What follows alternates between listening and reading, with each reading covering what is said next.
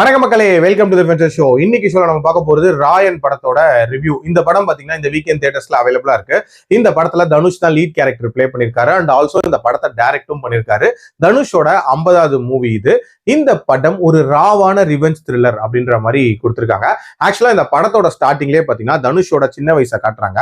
அவர் தன்னோட தம்பி, தங்கை அண்ட் அப்பா அம்மாவோட ஒரு வீட்டுல வாழ்ந்துட்டு இருக்காரு. அவரோட அப்பா அம்மா இந்த வரேன் அப்படின்ற மாதிரி போனவங்க வந்திருக்கவே மாட்டாங்க. சோ தன்னோட தங்கச்சிக்கு ஒரு ஆபத்து வருது அந்த ஊர்ல அப்படின்றதுனால ஒரு கொலையை பண்ணிட்டு அந்த ஊரை விட்டு அந்த 4 பேரும் எஸ்கேப் ஆகி வெளியூருக்கு வராங்க. வந்த இடத்துல செல்வராகவன் தான் இவங்களுக்கு அடைக்கலம் தராரு. அண்ட் அந்த இடத்துலயே இவங்க கஷ்டப்பட்டு உழைக்கிறாங்க. அண்ட் தனுஷ் தான் வந்து அந்த குடும்பத்தை பாத்துக்கிறாரு அப்படின்னே சொல்லலாம்.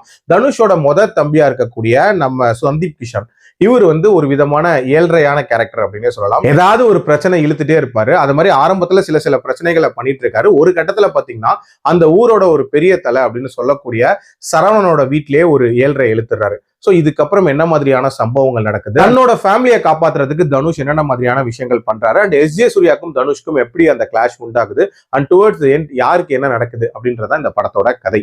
எனக்கு இந்த படத்துல பிடிச்ச விஷயம் அப்படின்றது அந்த ரிவெஞ்சை ரொம்ப ராவா காட்டணும் அப்படின்ற மாதிரி முயற்சி பண்ணிருக்காங்க. அதுக்கேற்ற மாதிரி விஷுவல்ஸ்லயுமே எந்த விதமான காம்ப்ரமைஸுமே இல்லாம சும்மா ரத்தம் தெறிக்க காட்டியிருக்காங்க அப்படின்னே சொல்லலாம். அதுலயும் அந்த கிளைமேக்ஸ்ல வரக்கூடிய காட்சிகள் அப்படின்றதெல்லாம் அல்டிமேட்டாவே இருந்துச்சு. அதே மாதிரி இந்த படத்துல தனுஷோட கேரக்டர் அப்படின்றது ஒரு பவர்ஃபுல்லா அமைக்கப்பட்ட கேரக்டரா இருக்கும். அதாவது தன்னோட குடும்பத்துக்காக எவ்வளவு எக்ஸ்ட்ரீமுக்கு வேணா போகக்கூடிய நபரா இருப்பாரு. அதுலயும் எஸ்பெஷலி தன்னோட தங்கைக்காக இன்ஃபேக்ட் யாரனாலும் எதிர்த்து நிற்கக்கூடிய ஒரு நபர் அப்படின்ற மாதிரி காட்டியிருப்பாங்க. அந்த அண்ணன் தங்கை பாசம் அப்படின்றது ரொம்ப நீட்டா கன்வே ஆயிருந்துச்சு. அண்ட் துஷாராக்கும் ஒரு பவர்ஃபுல் ரோல் தான் ரொம்பவே நீட்டா பண்ணியிருந்தாங்க. அதே மாதிரி இந்த படம் விஷுவலா ரொம்ப சூப்பரா இருந்துச்சு. எஸ்பெஷலி இந்த கடைசி பாட்டுல எல்லாம் வந்து உண்மையிலேயே பயங்கர கலர் தெரிக்க விட்டுருந்தாங்க அப்படின்னே சொல்லலாம்.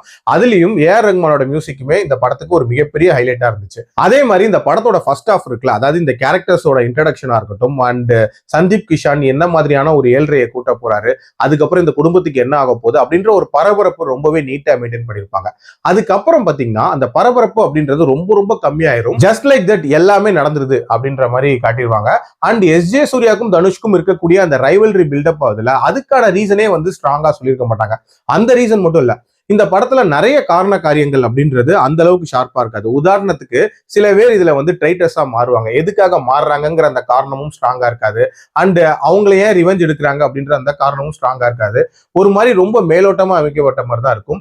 ஆல்சோ செகண்ட் ஹாஃப்ல எல்லாம் பாத்தீங்கன்னா ரொம்ப எக்ஸ்டெண்டடா போன மாதிரியான ஒரு ஃபீல் அப்படின்றது இருக்கும். அதாவது அந்த செல்வராகவன் கேரக்டருக்கான முடிவா இருக்கட்டும், அதே மாதிரி அந்த கிளைமேக்ஸ்ல நடக்கக்கூடிய டிராமாவா இருக்கட்டும், ஒரு மாதிரி தள்ளி கொண்டு போயிட்டே இருந்தாங்க. ஒரு கட்டத்துக்கு மேல ஒரு ரொட்டீனான ரிவெஞ்ச் த்ரில்லர் தான் அப்படின்ற மாதிரி போக ஆரம்பிச்சிருச்சு அப்படின்னே சொல்லலாம். இன்னுமே கண்டிப்பா அந்த இடங்கள்லாம் பெட்டரா பண்ணியிருந்திருக்கலாம். ஃபர்ஸ்ட் ஹாஃப் கொடுத்த இம்பாக்டா படம் முழுக்கவே மெயின்டைன் பண்ணிருக்கலாம் அப்படின்னு தான் சொல்லுவேன். ஓவரால் இந்த படத்துக்கு பயங்கரமா ஆகா ஓகோன்லாம் பில்டப் கொடுப்பாங்க, அதெல்லாம் நம்பிடாதீங்க. இந்த படம் ஒரு நார்மலான ஒரு ரிவெஞ்ச் ஸ்டோரி தான். ஒரு சில விஷயங்கள் நல்லா ஒர்க் அவுட் ஆயிடுச்சு, நிறைய விஷயங்கள் ஒர்க் அவுட் ஆகாமையும் இருக்கு. பட் ஸ்டில் கண்டிப்பா ஒன்ஸ் ட்ரை பண்ணி பார்க்கலாம். என்னோட ரேட்டிங் இந்த படத்துக்கு 3 out of 5. அடல்ட் கண்டென்ட்டை பொறுத்த வரைக்கும் பிளட் ஷெட் சீன்ஸ் இருக்கு, அதுக்காகவே இது அடல்ட்ஸ்க்காக அப்படின்னு நான் சொல்லுவேன். மீண்டும் அடுத்த விமர்சனத்தில் சந்திக்கிறேன். நன்றி, வணக்கம்.